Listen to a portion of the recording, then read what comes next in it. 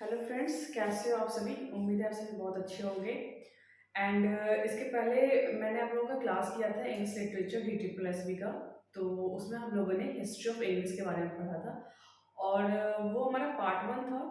And आज मैं उसका पार्ट 2 लेकर आई हूँ। ठीक है, पार्ट 1 में जो हमने लास्ट टॉपिक पढ़ा था वो हमने पढ़ा था न्यू क्लासिकल एज। ठीक है, और न्यू क्लासिकल एज में 3 पार्टों से डिवाइड किया गया था: रिस्टोरेशन, अगस्टन एंड सेंसिबिलिटी। ठीक है, सेंसिबिलिटी मैंने आपको लास्ट में बताया था ना कि वहाँ पे ना एक विलियम वुडवर्थ और ST कोलराइड का कोलैबोरेशन हुआ था और वहाँ से ही स्टार्ट होता है हमारा रोमांटिक पीरियड, जहाँ से आज से मैं स्टार्ट करूँगी।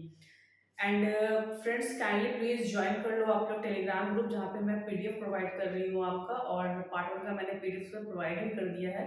वो हैंड रिटन नोट्स है मेरे, तो आप वहाँ पे जाके देख सकते हैं। और अगर आप लोग पहली बार हमारा क्लास देख रहे हैं तो काइंडली प्लीज आप इसे सब्सक्राइब कर दें एंड लाइक कर दें हमारे चैनल को। एंड अगर आपको कोई भी एडवाइस है तो आप वो भी हमें दे सकते हैं। ओके, तो चलिए अब हम लोग स्टार्ट करते हैं अपना टॉपिक आज का। तो आज जो हम लोग पढ़ेंगे वो हम लोग पढ़ेंगे रोमांटिक एज। ठीक है, अब अगर हम लोग रोमांटिक एज का बात करते हैं तो रोमांटिक एज का पीरियड हमारा कब से कब तक था? 1789 से लेके 1832 तक। ठीक है, और इस पीरियड में हम लोगों ने देखा था कि विलियम वुडवर्थ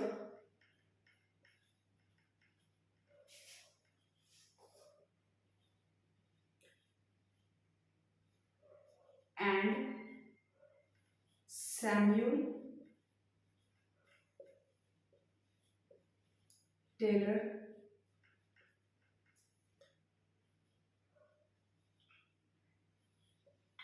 कोलैबोरेशन हुआ था। वो ये इन दोनों ने मिलकर ना एक बुक पब्लिश किया था, एक नॉवेल पब्लिश किया था। उसका नाम था लिरिकल बैलेट। ठीक है, इन दोनों ने मिलकर एक बुक पब्लिश किया था जिसका नाम था लिरिकल बैलेट्स। और इस बुक के पब्लिश होने के बाद से ये माना जाता है ना कि हमारा जो रोमांटिक एज है उसका स्टार्ट हुआ था, उसकी शुरुआत हुई थी। तो बेसिकली लिरिकल बैलेट्स जो थे उसमें क्या थे? कलेक्शन थे, कलेक्शन ऑफ पोयम। ओके, आप लोग चाहो तो इसका स्क्रीनशॉट ले सकते हो। Now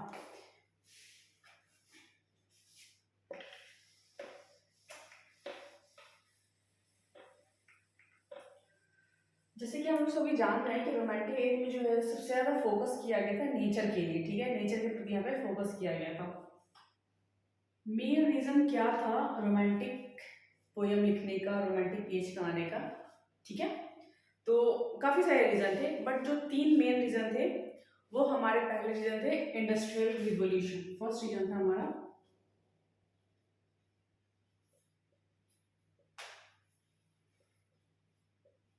industrial revolution. ठीक है, सेकंड जो हमारा रीजन था वो था हमारा अमेरिकन इंडिपेंडेंस। एंड थर्ड जो हमारा रीजन था वो था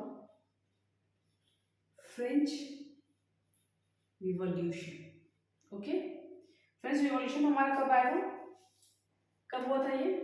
1789 में। ठीक है, तो ये 3 मेन रीजन था ना जिसके कारण से रोमांटिक एज आया। ठीक है, रोमांटिक पोएम लिखना शुरू किया कवियों ने, जो भी पोएट थे उन्होंने रोमांटिक पोएम लिखना स्टार्ट किया। इंडस्ट्रियल रिवॉल्यूशन में बेसिकली क्या था ना कि जो भी पीपल थे वो सब अब रूरल एरिया को छोड़ के अर्बन एरिया में सेटल हो रहे थे। क्यों हो रहे थे? क्योंकि लोग अब धीरे धीरे सोशलाइज हो रहे थे। उनको पता था कि अगर बेरोजगारी है या किसी चीज़ की कमी है तो वो अर्बन एरिया में उनकी पूरी हो जाएगी, जो कि आज के डेट में भी देखने को मिलता है कि लोग रूरल एरिया को छोड़ के शहर की तरफ मूव कर रहे हैं, अर्बन एरिया की तरफ आ रहे हैं। और इस कारण से अर्बन एरिया में पॉपुलेशन भी काफ़ी ज़्यादा हो रहा है। तो सेम इंडस्ट्रियल रिवॉल्यूशन में इस टाइम हुआ था कि लोग रूरल एरिया को छोड़कर अर्बन एरिया की तरफ आ रहे थे। ठीक है, अगर मैं अमेरिकन इंडिपेंडेंस की बात करूँ तो इस वक्त एक किंग थे जॉर्ज थ्री, ठीक है, जिसके कारण ये आज़ाद हुआ था अमेरिका, ठीक है। ये थोड़े पागल सन के टाइप था वो, ठीक है, तो इस कारण से आज़ाद हुआ था। और ये 3 मेन रीजन था जिसके कारण से रोमांटिक एज आया, ठीक है। क्योंकि इस वक्त पोएट ने सोचा ना कि जो भी पीपल है उनका जो इमोशन है वो लॉस हो रहा है नेचर के प्रति, ठीक है। तो इसलिए उन्होंने सोचा कि अगर मैं रोमांटिक पोएम लिखता हूँ तो मे बी शायद उसे पढ़कर जो लोग हैं वो दोबारा फिर से अपनी रुचि दिखाएं, रुझान दिखाएं नेचर के प्रति, ठीक है। अगर मैं इसमें कुछ पोएट की बात करूँ रोमांटिक एज में, तो मैं यहाँ पे कुछ जो इम्पोर्टेंट पोएट है मैं सिर्फ उनका यहाँ पे नाम मेंशन करूँगी, और अदर जो भी पोएट है ना वो सारा आपको पीडीएफ के फॉर्म में आपको टेलीग्राम ग्रुप पे मैं लिंक दे दूंगी, ठीक है।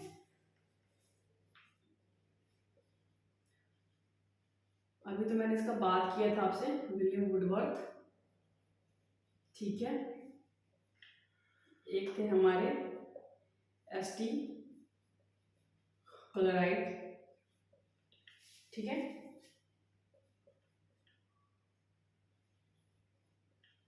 वाल्टर स्कॉट, ठीक है, एंड रॉबर्ट साउथी। इस और इसके अलावा जो हमारे कुछ पोएट थे उनका नाम था William Blake, Lord Byron, John meets, ठीक है, पीबी शैली, मैरी शैली। मैरी शैली पीबी शैली की वाइफ थी, ठीक है। और एक जो मेन आपका इम्पोर्टेंट है वो आता है आपका जेन ऑस्टिन, ठीक है। इसके अलावा भी कई सारे थे जो मैं आपको पीडीएफ में प्रोवाइड कर दूंगी। बेसिकली आप देखो William Wordsworth, S T Coleridge, Walter Scott and Robert Southey, ये सारे को ना हम एक लेक पोएट भी कहते हैं। क्यों इसे लेक पोएट कहते थे?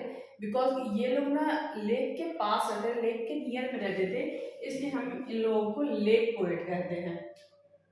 एंड इनके जो अपोजिशन में थे, जो इनका थोड़ा विरोध करते थे या इनकी जो भी नॉवल थी उन पे कंट्रोवर्सी करते थे, उनमें से कुछ नाम था John Keats, William Blake, okay, P B Shelley, ये सारे इनका विरोध करते थे या फिर इन लोगों में आपस में कंपटीशन चलता रहता था, ठीक है। ये फर्स्ट जनरेशन के थे रोमांटिक एज में, और सेकंड जनरेशन के थे ये सारे, ठीक है। अब अगर मैं इसमें से एक पोएट की बात करूं जो मैंने नाम सबसे लास्ट में लिखा है, Jane Austen, okay.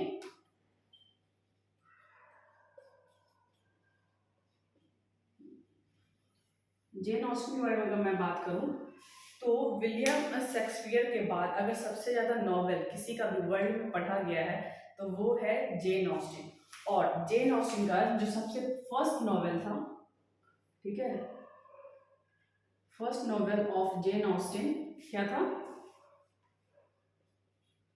North angry एबे, ठीक है।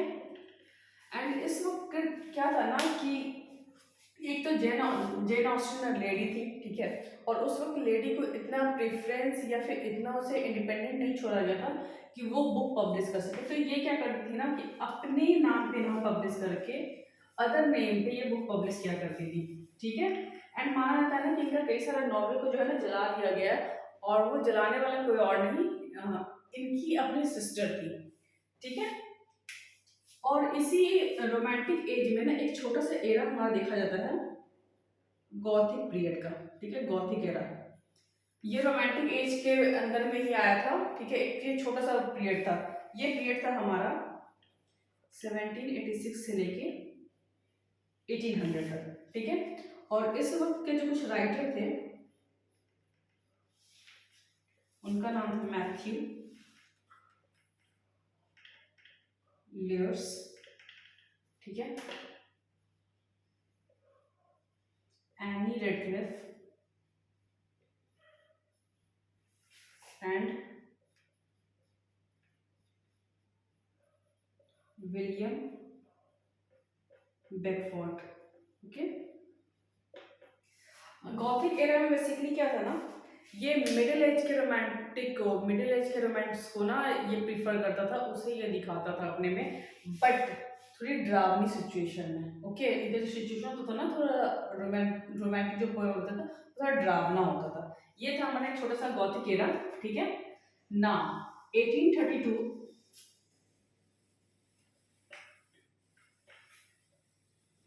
1832 जो हमारा एंड हुआ, ठीक है, उसके बाद हमारा आया विक्टोरियन पीरियड। ठीक है,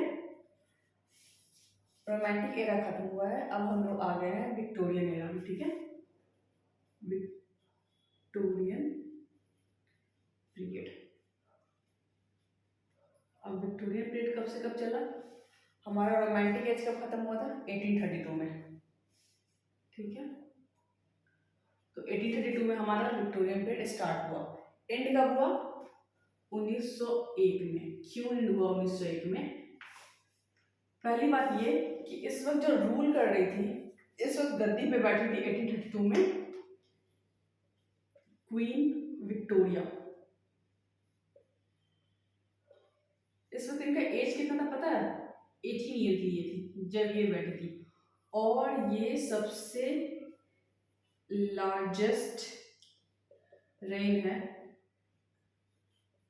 ऑफ इंग्लैंड में, जो भी थी ना सबसे लार्जेस्ट ये गद्दी पे बैठी थी। इस वक्त जो है सारा जो पावर था वो किसके अंडर में आ गया था, क्राउन के। ठीक है, सारा कुछ अब ये संभालती थी, क्राउन के अंडर में ये आ गया था। और इस पीरियड का एंड कब हुआ था हमारा, 1901 में। क्यों हुआ था, क्योंकि 1901 में क्वीन विक्टोरिया का डेथ हुआ था। ओके,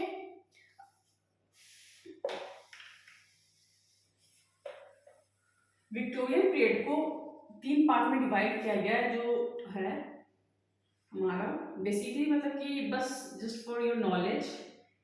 ठीक है, पहला जो था हमारा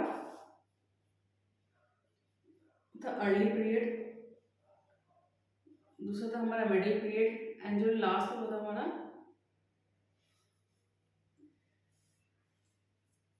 late. Okay, late period. Early period हमारा कब से कब तक था, 1832 से 1848 तक।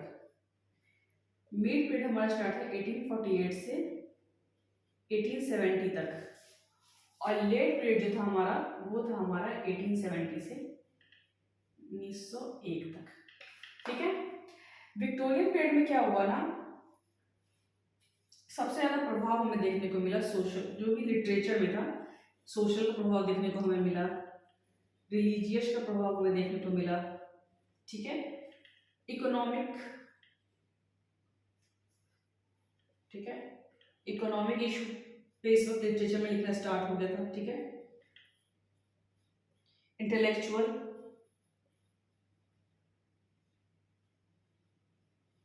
इंटेलेक्चुअल इश्यूज, ये सारे हमें अब नॉवेल में देखने को मिलने लगे थे। जो कि अब न्यू क्या आया विक्टोरियन पीरियड में, इंटेलेक्चुअल आप देख रहे हो फर्स्ट टाइम। ठीक है, इकोनॉमिक पे बात हो रही है। ठीक है, सोशल एंड रिलीजियस तो स्टार्टिंग से ही चल रहा है। ठीक है, हमारा ओल्ड इंग्लिश से ही, तो ये सारा हमारा इसमें न्यू ऐड हुआ। ठीक है, विक्टोरियन पीरियड के पहले हमने अभी क्या पढ़ा था, रोमांटिक एरा। ठीक है, अब बात क्या था ना, एक तरफ रखो विक्टोरिया का टीम और एक तरफ रखो रोमांटिक। ठीक है, दोनों में भैया चलता था लड़ाई। क्यों चलता था, विक्टोरिया पीरियड में क्या था ना, विक्टोरिया होगा। ठीक है, विक्टोरिया पीरियड, तो इसका पीरियड में क्या था ना, ये डिपेंड होता था भैया तर्क पे, साइंटिफिक चीज पे, प्रूफ करो तो माने। ठीक है, साइंटिफिक चीज पे था, एवी कुछ भी नहीं था इसमें। ठीक है, रोमांटिक पीरियड हमारा क्या था, इस वक्त डिपेंड होता था रिलीजियस पे, ठीक है, नेचर पे, जिस कारण से इन दोनों में हमेशा तू में चलते रहता था। ठीक है, विक्टोरिया हमेशा डिस्प्यूट में रहता था रोमांटिक एरा के। अब हम इस वक्त जो है ना एक पोएट आए थे Charles Darwin, okay, Victoria period के थे चार्ल्स डार्विन। चार्ल्स डार्विन ने एक बुक लिखा, उस बुक का नाम था ओरिजिन ऑफ स्पीसीज। ये बुक उन्होंने कब लिखा था? 1859 में, ठीक है। और इस बुक में ना उन्होंने एक वर्ड लिखा था, ठीक है, और वो वर्ड क्या था? Man is the result of gradual evolution, ठीक है, नॉट मेड बाय गॉड। इनका जो ये शब्द था ना, ये कॉन्फ्लिक्ट पैदा किया था, ठीक है, मेन कॉन्फ्लिक्ट पैदा किया था दोनों एरा में, ठीक है, दोनों पीरियड में, विक्टोरियन पीरियड में और रोमांटिक पीरियड के बीच में, ठीक है। इनका कहना है जो मैन है ना वो ग्रेजुअल जो इवेल्युएशन का रिजल्ट है, ना कि उसे भगवान ने बनाया है, वो उन्होंने इस चीज को नहीं माना, जिस कारण से दोनों पीरियड में कॉन्फ्लिक्ट रहा, ठीक है। अब यहाँ पे मैं कुछ अगर आपको राइटर के बारे में बात करूं इस पीरियड में, ठीक है, पहले अगर हम बात करते हैं पोएट में, रॉबर्ट एलिजाबेथ, ठीक है। दूसरा हम बात करते हैं बैरेट ब्राउनिंग, ठीक है। उसके बाद मैथ्यू आर्नोल्ड। ये कुछ पोएट हैं, इसके अलावा भी हैं जो कि मैं आपको पीडीएफ में प्रोवाइड कर दूंगी पोएट। अगर मैं अब एसे की बात करूं, ठीक है, एसे भी इस वक्त लिखा जाता था ना क्योंकि एसे भी आ गए थे, तो एसे के राइटर जो थे वो थे हमारे थॉमस कार्ल, जॉन रस्किन, ठीक है, और वाल्टर पेटर, ठीक है। आप इसका स्क्रीनशॉट ले लो और अदरवाइज मैं आपको पीडीएफ तो प्रोवाइड करूंगी, ठीक है। मैंने पोएट के आप कुछ ऑथर के नाम बता दिए, जो एसे लिखे थे उसके कुछ ऑथर के नाम बता दिए, और अब जो हमारा ना कुछ प्रोज में है, ठीक है, कुछ कहानियां भी जो हमारे लिखते थे उनके पोएट के नाम है कुछ। चार्ल्स डिकन, ठीक है। दूसरा जो हमारा नाम है इमली, इमली ब्रोनेट, ठीक है। उसके बाद है हमारे सैमुअल बटलर,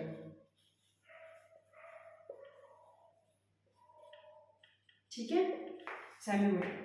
एक ना इस वक्त हमारे थे चार्ल्स डिकन साहब, ठीक है, और चार्ल्स डिकन के जो कंपटीटर थे, ठीक है, चार्ल्स डिकन वर्सेस, आप लिख सकते हो, इसके जो कंपटीटर थे वे थे विलियम मैकपीस, ठीक है। ये दोनों एक दूसरे के कंपटीटर थे, चार्ल्स डिकन के कंपटीटर थे विलियम मैकपीस, ठीक है। और चार्ल्स डिकन ने जो बुक लिखा, ठीक है, उसका नाम था पिकविक पेपर, एंड विलियम मैकपीस ने जो लिखा था उसका नाम था वैनिटी फेरी। ये आप लोग याद रखना, ठीक है। इतना हो गया। अब मैं इसे हटा रही हूँ एंड आगे एक पॉइंट और है इसमें।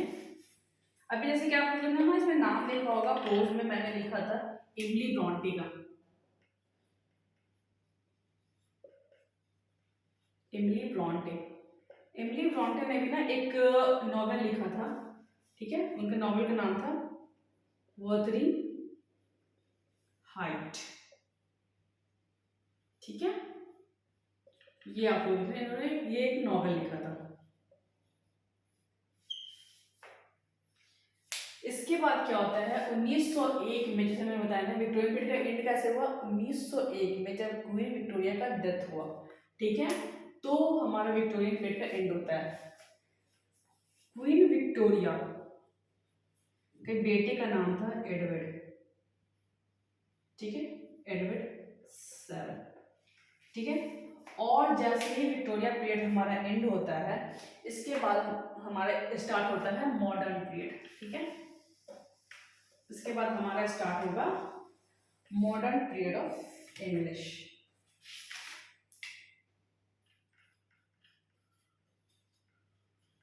मॉडर्न पीरियड ऑफ इंग्लिश, ठीक है। ये पीरियड हमारा कब से कब तक था, विक्टोरिया का डेथ कब हुआ था 1901 में, ठीक है। इस पीरियड जो हमारा मॉडर्न पीरियड है वो हमारा चला 1950 तक, ठीक है। कई सारे बुक में आपको डिफरेंट डिफरेंट में मिलेंगे, कुछ 3-4 साल का ना फर्क भी देखने को मिल जाता है, बट आप ये याद करके चलेंगे, ठीक है। मॉडर्न पीरियड में ना पहले स्टार्टिंग के 2 पार्ट हैं, ठीक है, जो इसी के अंडर आते हैं, ठीक है। एक है हमारा एडवर्डियन पीरियड, ठीक है, और एक है हमारा जॉर्जियन पीरियड, ठीक है।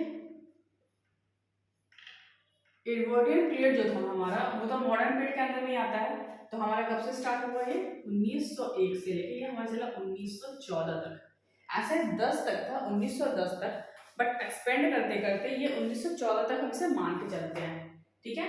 अब अगर हम जॉर्जियन पीरियड का बात करते हैं तो ये था हमारा 1914 से लेकर 1936 तक, ठीक है।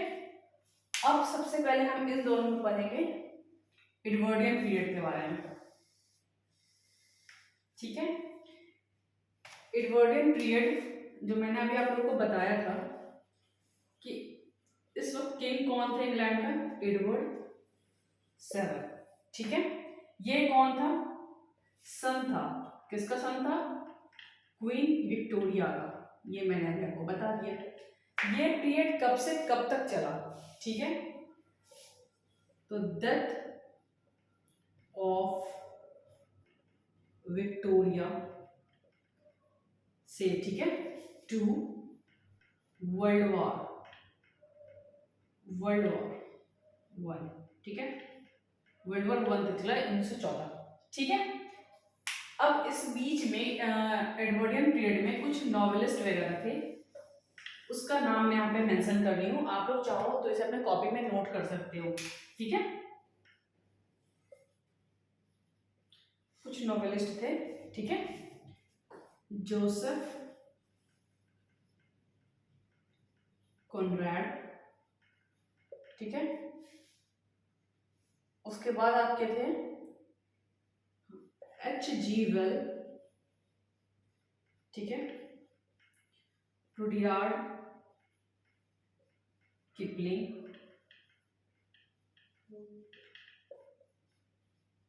हेनरी जेम्स, ठीक है। ये सारे कुछ नॉवेलिस्ट थे।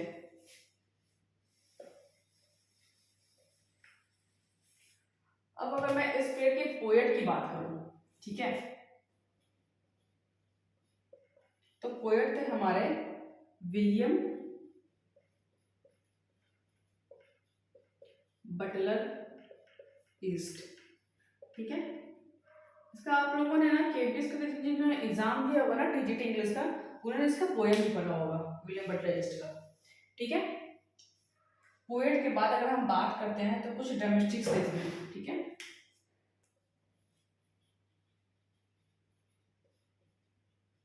ठीक है। इनका नाम था जेम्स बैरियस, जॉर्ज बर्नार्ड,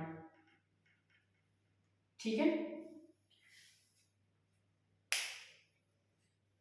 अब अगर इस सब के अलावा मैं अगर एक ऑथर के बारे में बताऊं आपको, ठीक है,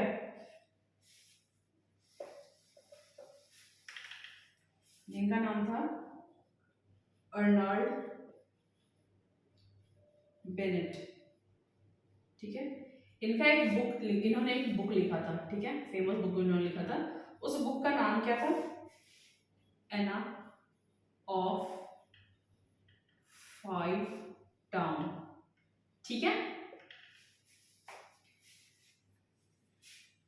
और इस पीरियड में क्या था ना कि नॉवेल जो है ना काफी लार्ज अमाउंट में लिखा जाता था, नॉवेल पे काफी ज्यादा फोकस किया जा रहा था इनके पीरियड में, एडवर्डियन पीरियड में, ठीक है।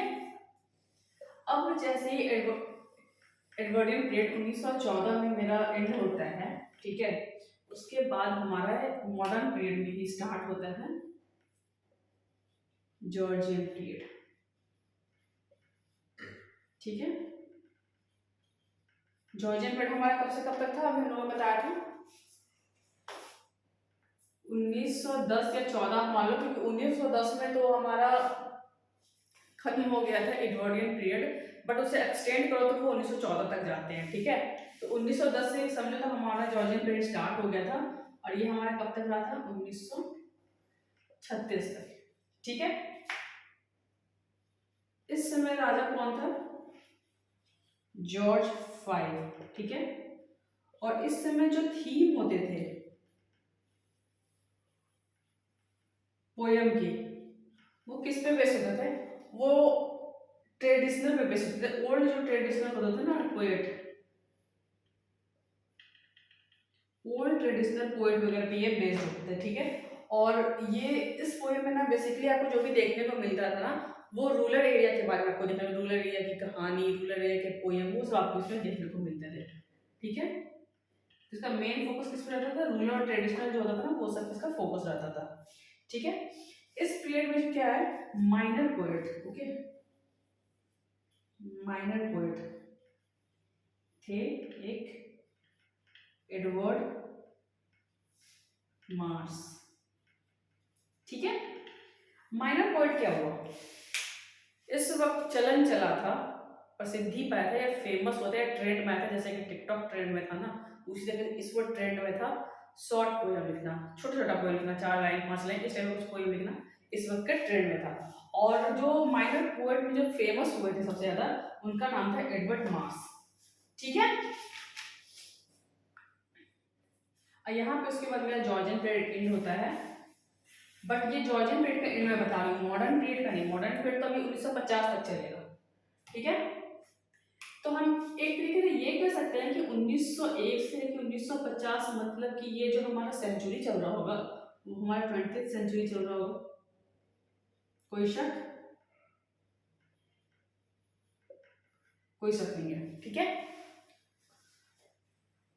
इसमें क्या था ना, ओल्ड इंग्लिश को हम लोगों ने देखा, मिडिल देखा, नियो क्लासिकल देखा, रोमांटिक देखा, विक्टोरिया देखा, बट अगर आप देखोगे तो धीरे धीरे धीरे इंग्लिश का विस्तार हुआ था कहीं ना कहीं, ठीक है।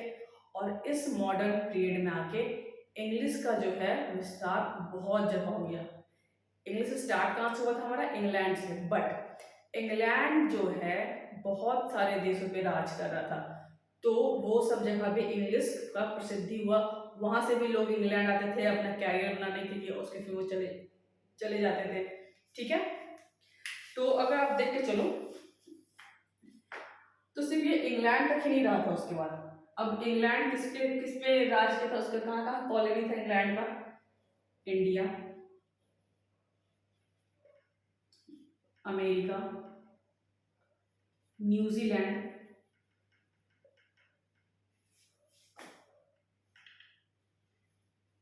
न्यूजीलैंड का स्पेलिंग सही है? चलो ठीक है, न्यूजीलैंड, उसके बाद ऑस्ट्रेलिया, और जहां जहां भी इंग्लैंड ने अपना शासन जमाया था, जहां जहां भी उसका सत्ता था, वो सारे जगह इंग्लिश का प्रसिद्धि लगा। और इसका आप एग्जाम्पल, बेस्ट एग्जाम्पल ले सकते हो आप रविंद्रनाथ टैगोर, ठीक है। जो हमारे इंडिया से ही थे और ये इंग्लिश लिटरेचर लिखते थे, ये आप लोगों को पता होगा, ठीक है। और अगर नहीं भी पता है तो ये जब हम लोग इंग्लिश लिटरेचर पढ़ेंगे ना, इंडियन के लिटरेचर के बारे में, तो वहाँ पे हम लोग इनके बारे में पढ़ेंगे, ठीक है। अच्छा, इस वक्त आज़ादी के पहले तक जो भी यहाँ पे इंग्लिश में लिटरेचर लिखते थे उसे हम क्या बोलते थे?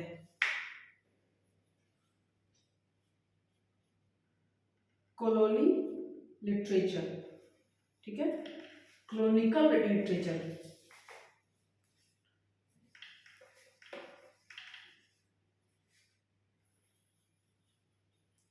कॉलोनिकल लिटरेचर, ठीक है। आज़ादी के पहले तक जो भी यहाँ पे बुक लिखा था उसको हम पढ़ते थे कॉलोनिकल लिटरेचर।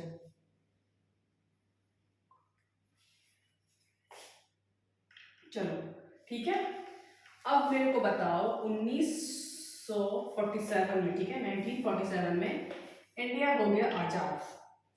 तो ऐसा तो नहीं है ना कि आजाद होने के बाद इंग्लिश को हटा के सब लोग संस्कृत और वेद व्यास पे आ गए, नहीं, चल रहा था हमारा इंग्लिश ही। तो उस वक्त आज़ादी के पहले तक जो भी बुक लिख रहा था तो उसे हम लोग बोलते थे कॉलोनिकल लिटरेचर, ठीक है, क्योंकि वो कॉलोनी बना हुआ था इंग्लैंड का हमारे ऊपर, तो हम लोग उसे बोलते थे। अब इसका कॉलोनी इंडिया से हट गया या फिर न्यूजीलैंड से, अमेरिका से, जब वो आज़ाद हो गया तब हम उसे क्या बोलते थे? पोस्ट कॉलोनिकल लिटरेचर बोलते थे, ठीक है। ये जो है हमारा वर्ल्ड वॉर देखा था, ठीक है, इस फेज में। इस फेज के जो ऑथर थे, पोएट थे, नॉवेलिस्ट थे, सबने क्या देखा था? World war. वर्ल्ड वॉर में क्या हुआ था? खून खराब हुआ था, ठीक है। एक बंदा आता था, ये इसको गोली मारा, ये बंदा आया, भैया ये इसको गोली मारा, ये इधर मर गया, ये इधर मर गया। ये चीज इन लोगों ने देखा था। इससे क्या हुआ कि यहाँ पे इन लोगों के नॉवेल में आपको देखने को मिलेगा निगेटिव पिक्चर भी, ठीक है, निगेटिव थॉट भी आप लोगों को देखने को मिलेगा, क्योंकि इन लोगों ने इस चीज को जिया, रियल में इस चीज को उन्होंने देखा था, ठीक है। इस टाइम पे कुछ नॉवेलिस्ट के नाम हैं।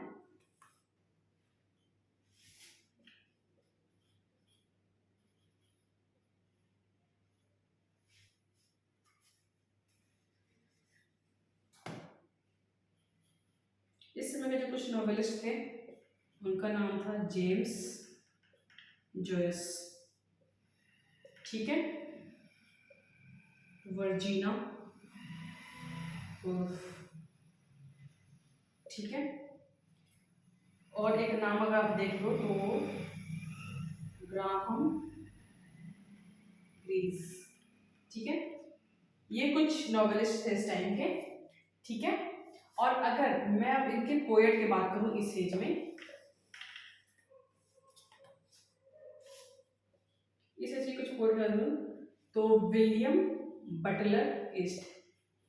अच्छा, इसके पहले भी हम लोगों ने देखा ना विलियम बटलर ईस्ट के बारे में। अच्छा, आपको पता है कि बहुत सारे ऐसे लोग होते हैं, जैसे कि हम लोगों को देख लो, हम लोग का जो सेंचुरीज होगा ना, ठीक है, हम लोगों ने 20th सेंचुरी भी देखा, 21st सेंचुरी भी देखा। उसी तरीके से राइटर लोग भी तो होते होंगे ना जो कि एक एरा में काम करते होंगे, जैसे कि मान लो उन्होंने रोमांटिक एरा में काम किया तो उन लोगों ने विक्टोरियन एज में भी काम किया होगा। तो जो दोनों पीरियड के बीच काम करते हैं ना उसे हम बोलते हैं ट्रांजिशनल पोएट या ट्रांजिशनल ऑथर उसे हम बोलते हैं, ठीक है, ये याद रखिए, ठीक है। इसमें जो पोएट थे हमारे वो थे हमारे वाई ईस्ट, ठीक है, टी.एस. इलियट, ठीक है, रॉबर्ट ग्रेव। अगर हम ड्रामेटिस्ट की बात करते हैं, ड्रामेटिस्ट की बात करते हैं तो ये हमारे साथ आते हैं टॉम स्टॉपर्ड, ठीक है, George Bernard,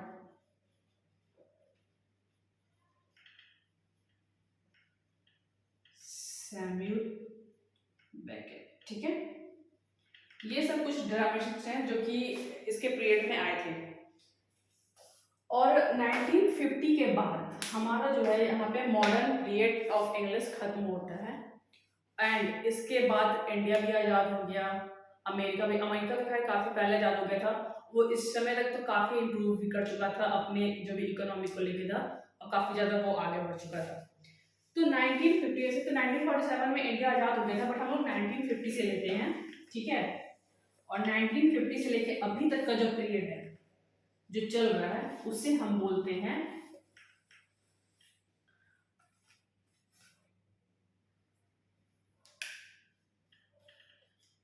post modern period, ठीक है। 1950 से लेके अब तक जो भी चल रहा है, ठीक है, ऑनवर्ड आप बोल दो इसको। ये एंड कब हुआ, मतलब इसका शुरुआत कब हुआ, ठीक है। इसका शुरुआत हुआ हमारा वर्ल्ड वॉर 2 के एंड के बाद, ठीक है। इसमें मैंने आप लोगों को बता दिया था कि आज़ादी के बाद जो भी पोएट लिखे थे उसे क्या बोलते थे, तो हमने बताया था post colonial literature, post colonial literature हम बोलते थे उसे, ठीक है। इस वक्त जो है क्रिटिसिज्म स्टार्ट हुआ, ठीक है, क्रिटिसिज्म स्टार्ट हुआ। पोस्ट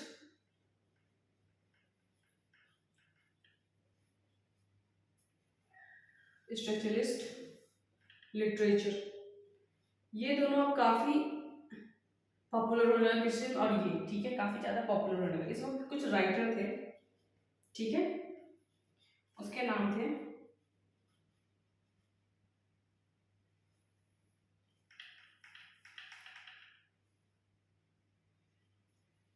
सैम्यूल बेकेट, जोसेफ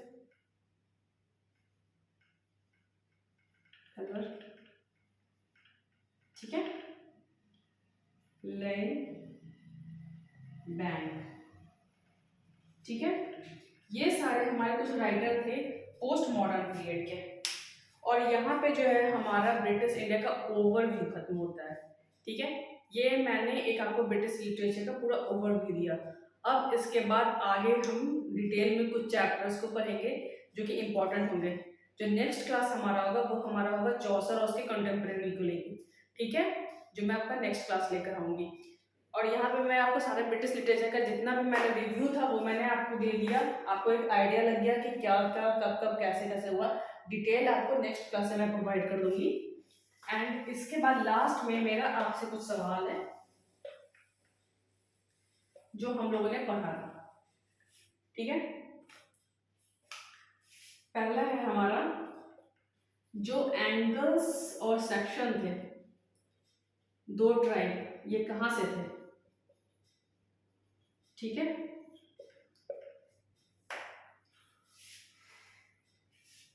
तो ये जो वीडियो पॉज करके सोच लो, हो सके तो गूगल कर लो, वो ज़्यादा याद रहेगा, क्योंकि इंतज़ार करोगे बताएंगी मैम, मैम बताएंगी, उसके बाद मुझे याद करना है, तो नहीं, आप देख लोगे कुछ ज़्यादा, आपको मेरे से ज़्यादा हो सकता है कोई ज़्यादा जानकारी लग जाए, ठीक है।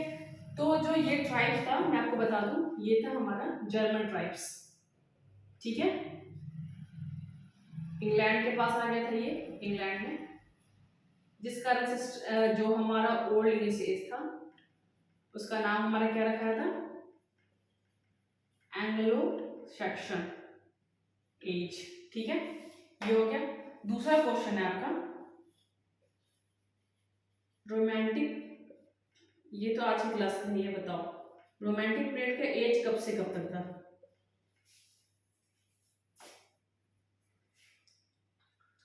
रोमांटिक पीरियड का जो हमारा एज था वो था हमारा 1798 से लेके 1832 तक। अब आप लोगों को ये कमेंट में मेंशन करना है ना कि मैंने आपको कौन सा 3 मेन रीजन बताया था रोमांटिक एज के आने का, किस कारण से वो आया था, ठीक है। तो आज का क्लास हम यहाँ पे एंड करते हैं अपना, and that's is all for today. And kindly channel को सब्सक्राइब कर लें आप लोग, जो भी हमारे चैनल पे न्यू जो ऐड हो रहे हैं आप लोग इसे सब्सक्राइब कर दें। थैंक यू सो मच, मिलते हैं हम लोग नेक्स्ट क्लास में। Thank you, bye bye.